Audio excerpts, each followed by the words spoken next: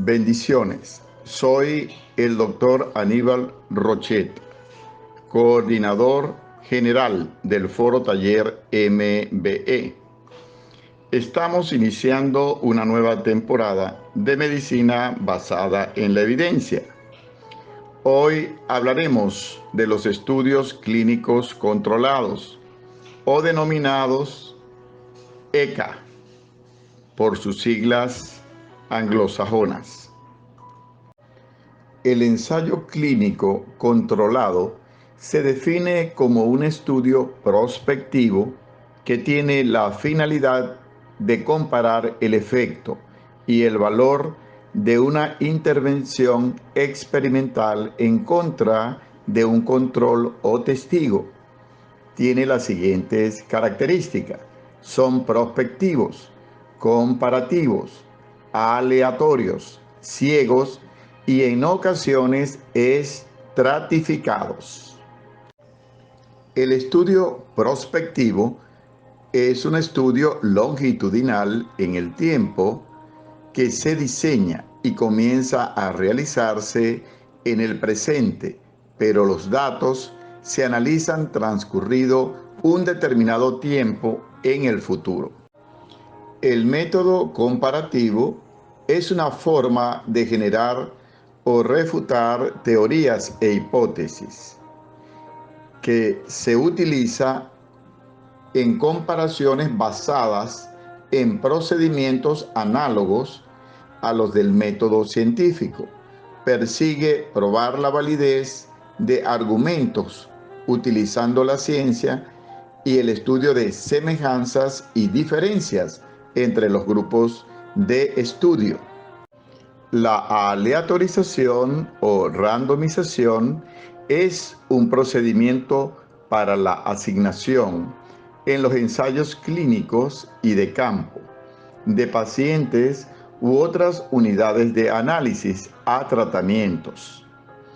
Y esta asignación de las unidades de investigación para un estudio se realiza a través del azar o casualidad, condición en la cual todos los elementos o unidades de investigación tienen la oportunidad de ser elegidos de una manera impredecible.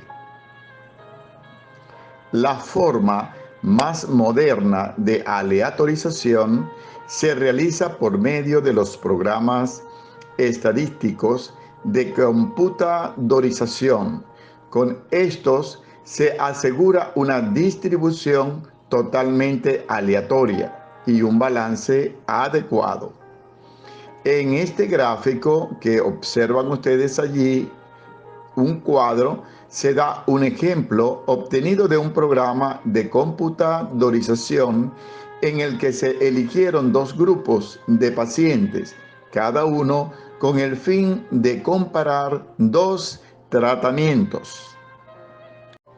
El cegamiento es un procedimiento realizado para garantizar que las personas relacionadas con una investigación, como los participantes de los ensayos clínicos, no sepan a qué grupo de ensayo han sido asignados.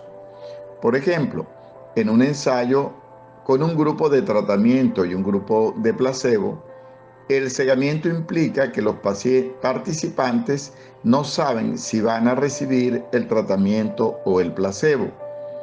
En los ensayos clínicos, el cegamiento se refiere al proceso de ocultamiento o encubrimiento de la información a alguno de los protagonistas, clasificándose entonces en simple ciego, doble ciego o triple ciego, en función del número de protagonistas sin posibilidad de identificar el grupo en el que participa el paciente. En los ensayos clínicos, la estratificación es la separación de los pacientes o el análisis de resultados basado en un aspecto distinto del tratamiento administrado. La palabra estratificación tiene dos acepciones.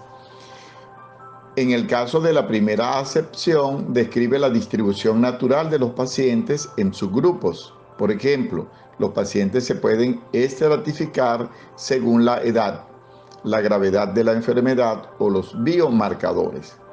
En la segunda acepción, la estratificación permite controlar la asignación aleatoria de los participantes en distintos grupos durante un ensayo. La aleatorización estratificada se usa para garantizar la asignación de un número equivalente de participantes en una característica considerada como influyente en la respuesta de la intervención a cada grupo del ensayo. En los estudios controlados aleatorizados actuales, la estratificación es común en la evaluación de los procedimientos de tipo terapéutico. Acá podemos observar en este ejemplo que tienen allí cómo hay un grupo está recibiendo un tratamiento A y el otro el tratamiento B, pero tienen una patología que tiene profundidades de gravedad. Es un linfoma en el cual hay profundidades. Hay unos que están, por ejemplo, en una situación más leve, otra en moderada o más severa. ¿Y qué sucedería si los pacientes que están en el grupo A son los que están en una condición más severa? Parecería al final que el tratamiento B es mejor que el A, pero cuando se estratifican nos damos cuenta que ya a nivel de la profundidad de la gravedad vemos que el tratamiento A es mejor que el B para los niveles de profundidad o gravedad de la enfermedad. Para eso es importante realizar la estratificación. Acá tenemos un esquema general del planteamiento de un estudio aleatorizado controlado. Tenemos varios ítems que revisar y repasar en el resto de esta clase. Tenemos la hipótesis de trabajo, los objetivos, diseño de estudio, selección de variables, escala de medida, protocolo de recogida de datos, selección de la muestra, cuántos, quiénes, recogida de datos, automatización de los datos, análisis, resultados y conclusiones. Empezaremos con la hipótesis de trabajo. Una hipótesis es una respuesta probable, objetiva y específica a una pregunta científica, la cual debe comprobarse. Entonces, la hipótesis es una predicción, explicación tentativa o provisional de la relación entre dos o más variables. Es decir, traduce la pregunta en una tentativa de explicación al problema planteado. Su elaboración consta de tres elementos: la unidad de observación, variables dependiente e independiente y un enlace lógico, la relación causal o funcional. Objetivos de una investigación, de un estudio controlado aleatorizado o de cualquier investigación. Un objetivo de investigación es el fin o meta que se pretende alcanzar en un proyecto, estudio o trabajo de investigación. El objetivo general es el propósito mismo de la investigación. Y el objetivo específico son los diferentes pasos que deben concretarse para la realización del propósito general o del objetivo general. En cuanto al diseño de estudio, se refiere al plan o estrategia concebida para obtener la información que se desea. Los diseños se pueden clasificar según el propósito del estudio: experimentales u observacionales. Según la cronología de las observaciones, pueden ser prospectivos o retrospectivos. Según el número de mediciones, pueden ser longitudinales, transversales. Las variables. Tenemos varias definiciones. Tenemos la Hernández, Fernández y Baptista del 2003, la segunda que aparece allí. Una variable es una propiedad que puede variar y cuya variación es susceptible de medirse u observarse. Tenemos la de Fidias Arias de 2012. Son características o cualidades en magnitudes o cantidades que pueden sufrir cambios y que son objetivo de análisis, medición o control en una investigación. Carlos Sabino, la última, en el 92, es cualquier característica o cualidad de la realidad que es susceptible de asumir diferentes valores, es decir, que puede variar, aunque para un objeto determinado puede tener un valor fijo. Y la del 94 de Bavaresco, característica, cualidad o medida que puede sufrir cambios y que es objeto de análisis, medición o control en una investigación. Representan diferentes condiciones o modalidades que asumen los objetos en estudio desde el inicio de la investigación. Variables estadísticas. Aquí tenemos a la izquierda, pueden clasificarse en cuantitativas y cualitativas. Las cuantitativas toman valores numéricos y pueden ser discretas, toman valores aislados, o las continuas, que pueden tomar todos los valores de un intervalo, mientras que las cualitativas toman valores no numéricos. Por otro lado, las variables estadísticas se representan mediante tablas de frecuencia, gráficos estadísticos, o se pueden expresar mediante medidas estadísticas, que pueden ser medidas de centralización, que nos indican en torno a qué valores se agrupan los datos. Puede ser una medida aritmética, una moda, una mediana. Acá tenemos ejemplos de estas escalas de medida. Una variable nominal, masculino, femenino. El masculino lo vamos a designar como número 1 y el femenino como número 2. Una ordinal, estamos viendo acá el tamaño, muy bajo, bajo, medio, alto y muy alto, y le asignamos a cada uno un número.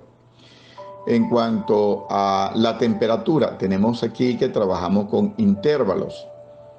Grados centígrados, 36, 36.5, 37, hasta llegar a 40. Y una razón, estamos trabajando con medidas de peso, kilos, 36 kilos, 36.1, 36.2, etc. Las variables pueden ser independientes o la causa. Son las causas que se consideran, generan y explican los cambios de la variable dependiente. También tenemos la variable dependiente, que es el efecto.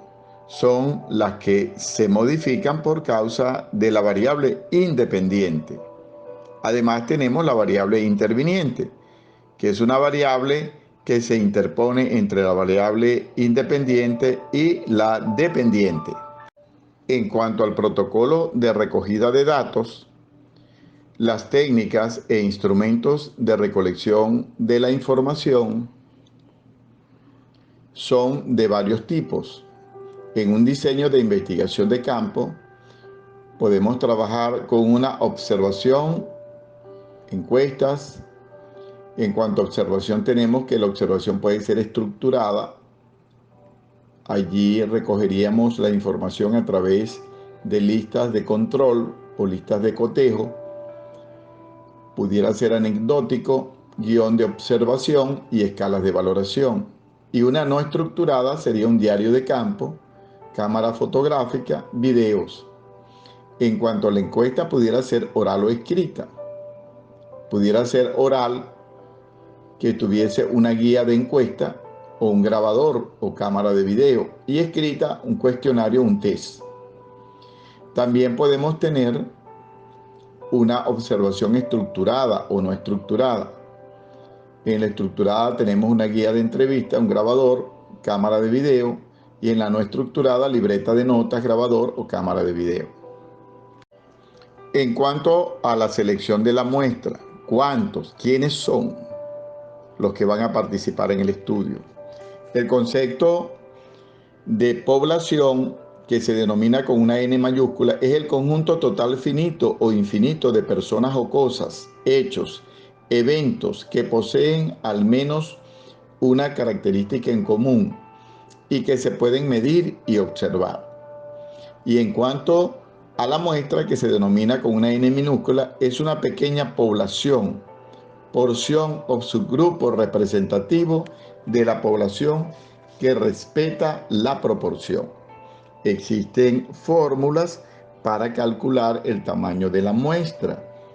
Existen tablas para calcular el tamaño de la muestra. Y existe la muestra que puede definir el autor. De todos modos, esta parte la va a tocar el profesor Fermín en sus clases. La recogida de los datos. Existen diseños para tomar registro de los datos obtenidos a través de cuadros estadísticos, a través de instrumentos diseñados para el fin de obtener todos estos datos o variables o medidas de estas variables que son diseñados por los investigadores. Existe una automatización de estos datos, por supuesto. Se introducen en programas o paquetes estadísticos donde de una forma automática todos estos datos van a realizarse procedimientos estadísticos para obtener resultados. Los datos numéricos se organizan en intervalos y se tabulan para construir cuadros estadísticos, promedios generales y cuadros ilustrativos que sinteticen sus valores y sirvan para establecer enunciados teóricos.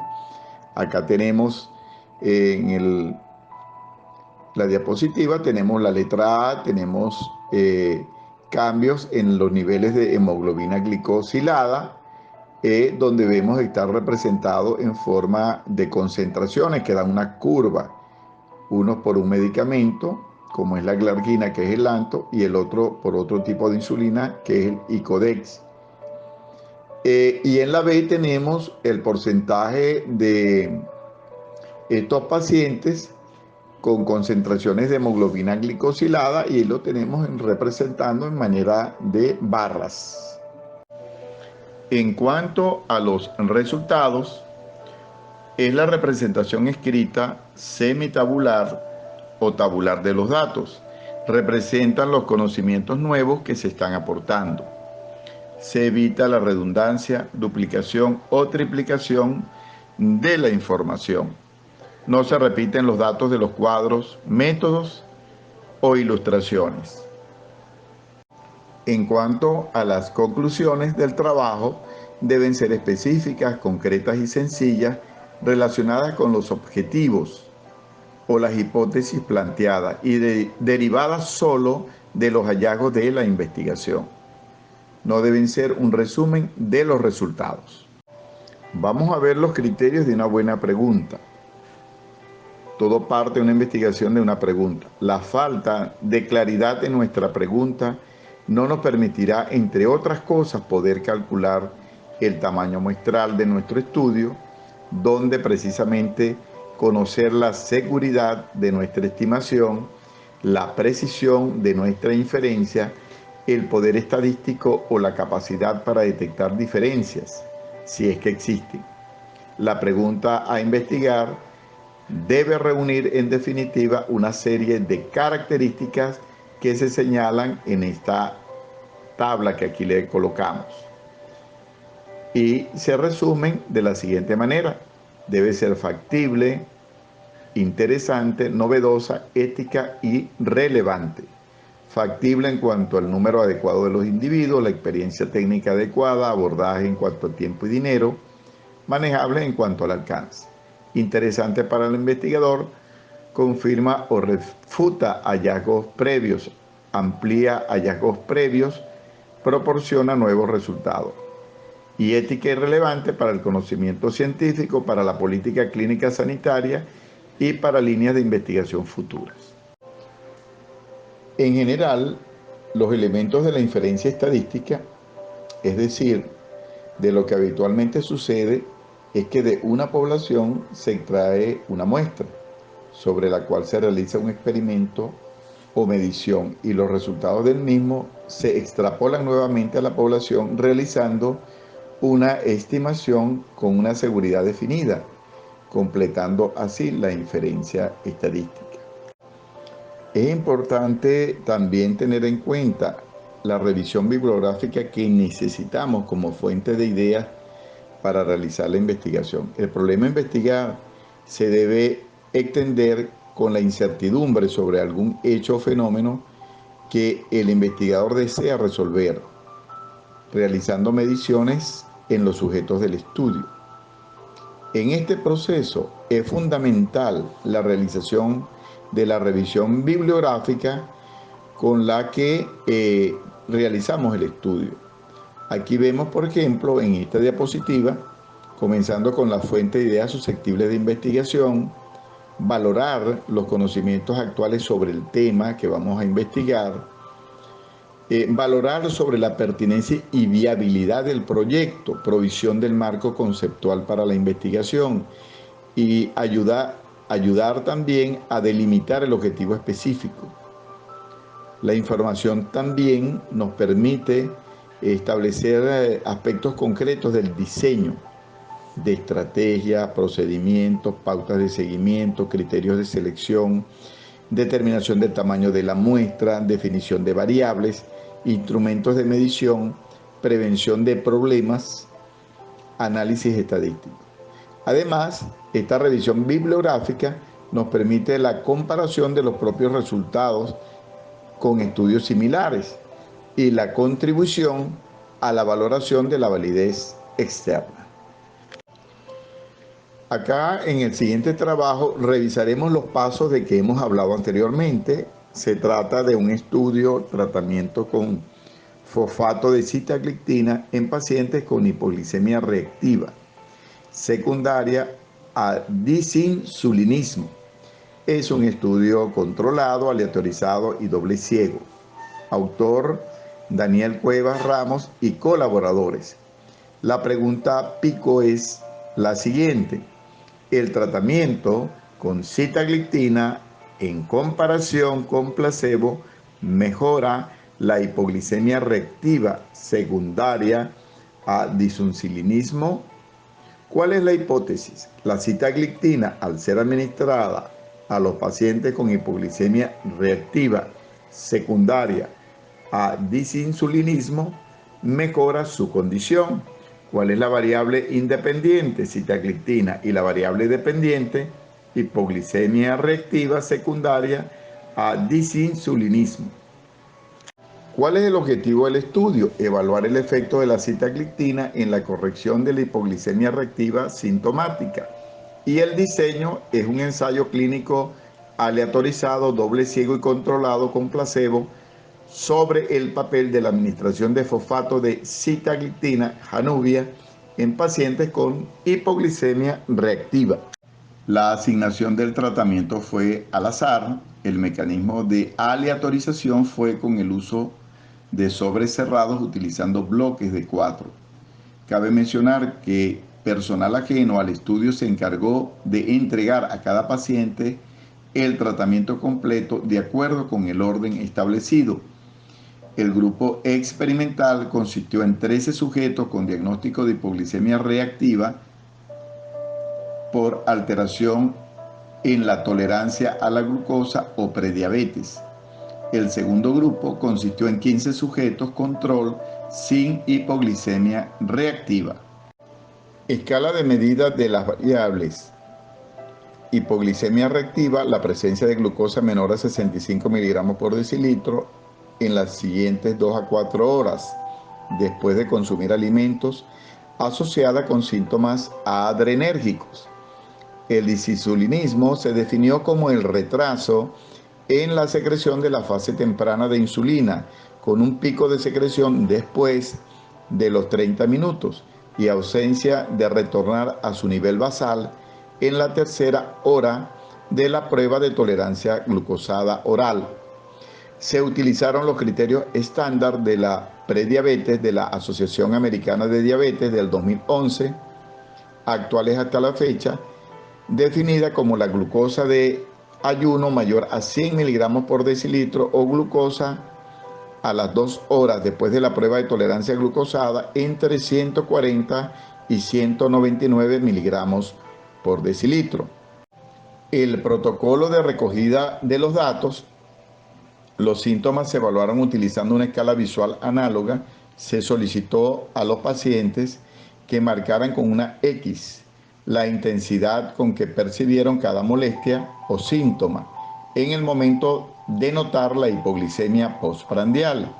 En la escala del 1 al 10, en la que el 1 representa una sensación muy leve y el 10 una sensación muy intensa.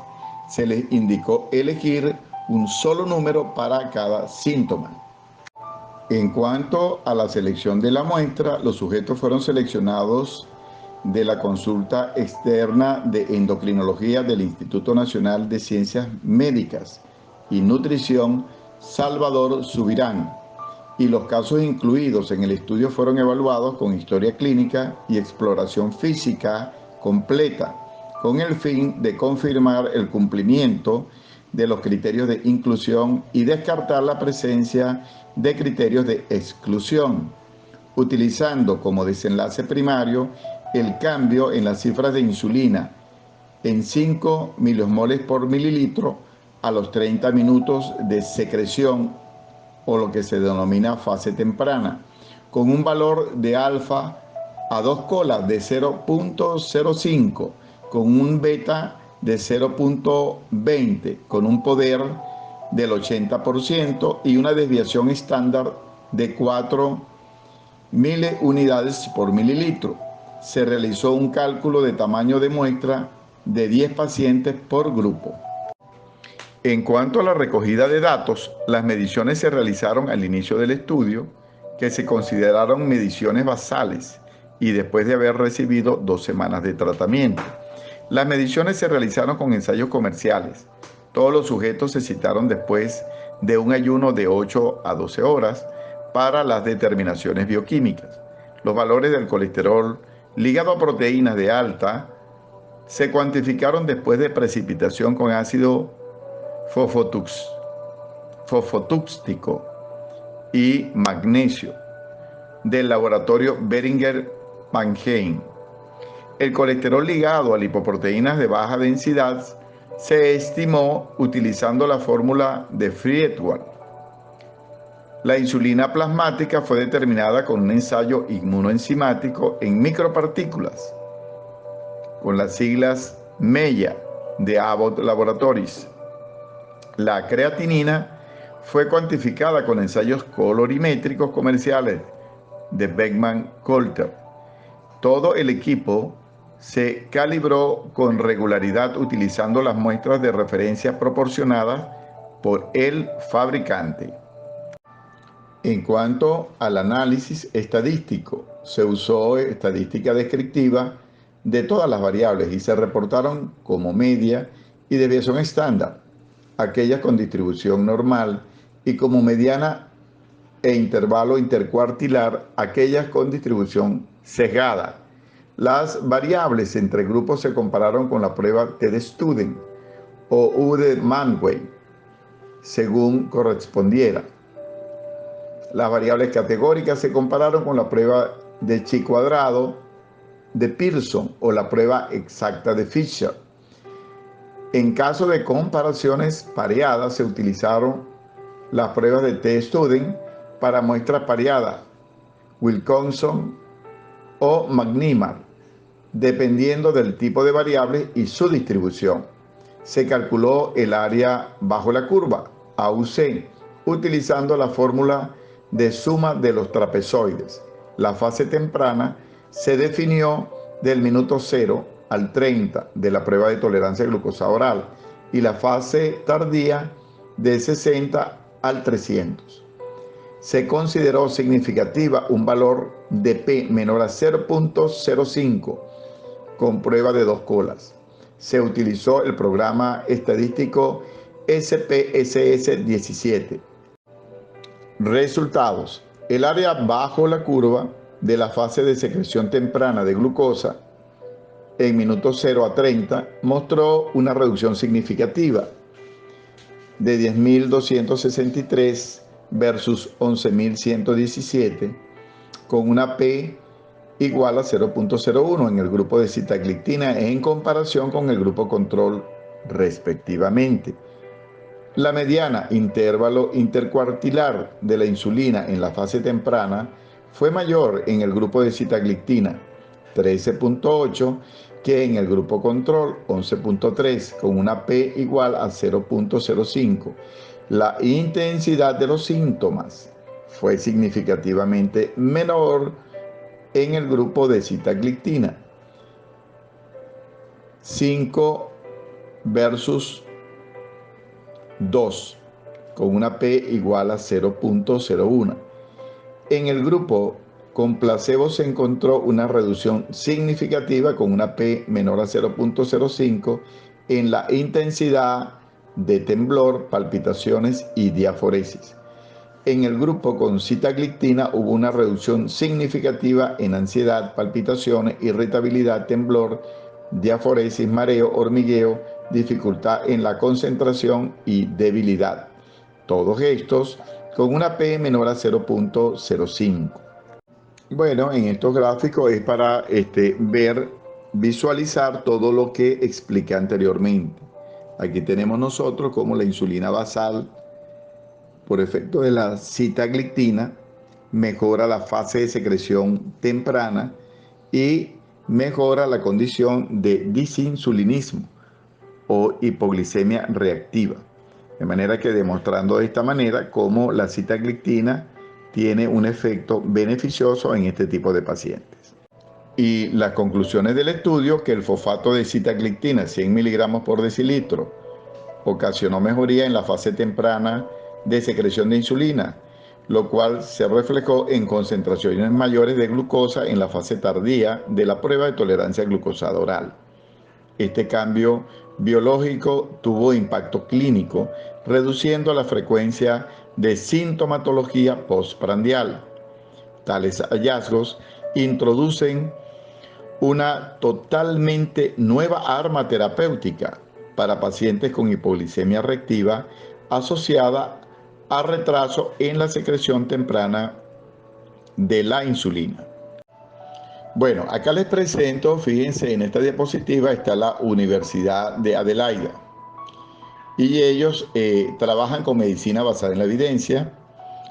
Ellos utilizan esta herramienta, el JBI, es una organización de investigación internacional con sede en la Facultad de Ciencias Médicas y de la Salud de la Universidad de Adelaida, en el sur de Australia. JBI desarrolla y ofrece información, software, educación y capacitación basados en evidencia, diseñados para mejorar la práctica de la atención médica y los resultados de salud. Ellos tienen varias alianzas y establecen también todo un arsenal de herramientas de educación, síntesis de evidencia, resúmenes, y tienen también redes para educación médica en medicina basada en la evidencia en muchos países. Para lograr resultados sostenibles en la salud mundial, es fundamental un compromiso mundial con el intercambio de conocimientos y recursos a través de asociaciones internacionales. De manera que hay varias alianzas con JBI. El centro Grey JBI Adelaide se realiza en este centro la evaluación de desarrollo de la clasificación de recomendaciones GRADE o GRADE, como ustedes lo conocen, que refleja las mejores prácticas en términos de desarrollo de guías clínicas y ha sido respaldada por organizaciones de todo el mundo. En cuanto a Cochrane, El JBI tiene una asociación de trabajo con Cochrane que reúne la sinergia de visiones, misiones, metas, valores, principios y productos de ambas organizaciones, que creen que los enfoques sistemáticos y rigurosos para la síntesis de la investigación mejoran la base de conocimientos para la toma de decisiones en el cuidado de la salud y que esto conduce a decisiones mejores de información por parte de los formuladores de políticas profesionales y miembros del público. En cuanto a Ginebra Gin, es una red global fundada en el 2002, ha crecido hasta comprender 94 organizaciones y 77 miembros individuales que representan a 46 países de todos los continentes. La red respalda la atención médica basada en evidencia y la mejora de los resultados de salud al reducir la variación inapropiada en todo el mundo. Su misión es liderar, fortalecer y apoyar y colaborar en el trabajo dentro de la comunidad de desarrollo, adaptación e implementación de directrices. JBI se asoció con GIN para compartir la conferencia GIN JBI del 2019 en Adelaida, en el año 2019. Con el Cochrane, en cuanto al Cochrane del campo de atención de enfermería, Cochrane Nursing Care Field es uno de los 16 campos de la colaboración Cochrane, gestionando exclusivamente por el JBI. La misión del Cochrane Enfermería es mejorar los resultados de salud al proporcionar una base de evidencia de fácil acceso para las enfermeras y profesionales de la salud relacionadas que participan en la prestación, liderazgo o investigación de la atención en enfermería. Entonces, en cuanto a los estudios controlados, aleatorizados, el JBI propone este checklist que está aquí, se los vamos a proyectar más adelante en español. Y estos 13 puntos es bueno que cuando nosotros tengamos un estudio controlado, aleatorizado, nosotros apliquemos este checklist para evaluarlo. Entonces él tiene una pregunta y en cada pregunta tiene unas respuestas o varias respuestas. Una puede ser si está presente, no está presente, si no está clara o si sencillamente no aplica. Y en base a eso se hace una evaluación global donde se ve si esto incluye, excluye o si hay que buscar más información sobre ese estudio controlado aleatorizado. Y de esta manera nosotros podemos tener una apreciación si ese estudio realmente tiene sesgo, si es un estudio que está validado o si realmente es un estudio que no tiene un grado de veracidad. Entonces es necesario que nosotros revisemos. Aquí vamos a revisar 7 preguntas y en la otra diapositiva el resto. Pregunta 1. ¿Se utilizó una verdadera asignación al azar para la asignación de los participantes a los grupos de tratamiento? ¿Se ocultó la asignación a los grupos de tratamiento? ¿Los grupos de tratamiento eran similares al inicio del estudio? ¿Los participantes estaban cegados a la asignación del tratamiento? ¿Los que administraban el tratamiento estaban cegados a la asignación del tratamiento? ¿Los evaluadores de resultados estaban cegados a la asignación del tratamiento? ¿Se trataron los grupos de tratamiento de manera idéntica con excepción de la intervención de interés? Y para finalizar, entonces tenemos las otras 7 preguntas restantes. Serían la octava: ¿se completó el seguimiento?